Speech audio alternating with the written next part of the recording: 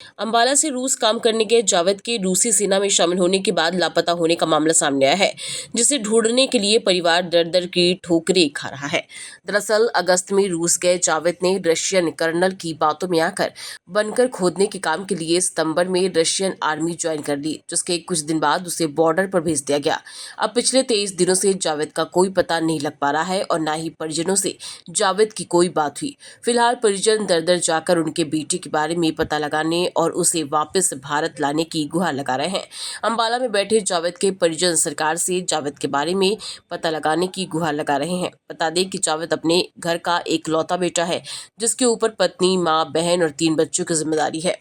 कशाय मैं मोहम्मद जावेद जी की वाइफ हूँ और वो यहाँ से 3 अक्टूबर को गए थे रशिया काम के लिए। वहाँ पे उनको सही से काम ना मिलने की वजह से वहाँ पे कोई एजेंट जीतू नाम का और कोई कर्नल था रिटायर, वो आता था और उनको बहलाया फुसलाया। उन्होंने बोला ऐसे पैकेज है, इतनी सैलरी है, तो वो वहाँ पे चले गए थे।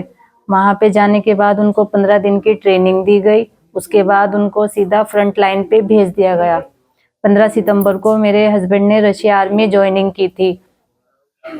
उसके बाद उनका कोई अता पता नहीं है। लास्ट बात मेरे हस्बैंड से आज 23 दिन हो गए हैं।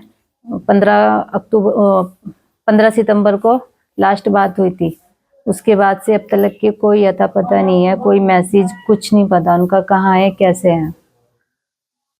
मेरा नाम दिलशाना है। मेरा भाई मोहम्मद जावेद जो रशिया में इस टाइम फंसा हुआ है, उससे सरकार से हमारी रिक्वेस्ट है कि हमारे भाई को वहाँ से जल्द निकाला जाए। अब से 3 महीने पहले वो वहाँ पे रशिया चला गया था।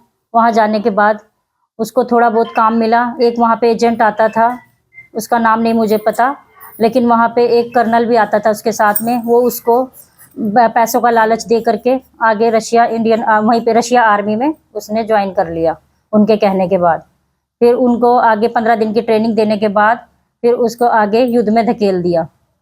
अब वो 23 दिन से हमारी उससे कोई बात नहीं हुई। आज 23 दिन हो चुके हैं और मेरी मम्मी का भी बहुत बुरा हाल है, रो रो कर। उसके 3 बच्चे हैं और कोई कमाने वाला भी नहीं है, बस अकेला ही मेरा भाई था।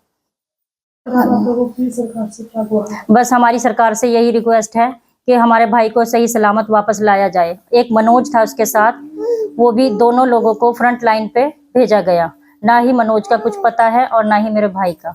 बस सरकार से हमारी रिक्वेस्ट है उनको जल्द से जल्द ढूंढा जाए और हमारे भाई को वापस लाया जाए। मनोज जयपुर का रहने वाला है। उसके माँ बाप का भी बहुत बुरा हाल है, वो भी घर में कमाने वाला अकेला ही था। आपने इसको लेकर पहले कोई शिकायत भी दी थी? हाँ जी सर, मंत्रालय, हम विदेश मंत्रालय में भी दिया, एम्बेसी में भी दिया, अभी तक कोई रिस्पॉन्स नहीं आया वहां से। वो बोल रहे हैं कि ढूंढ रहे हैं, बस यही बोला।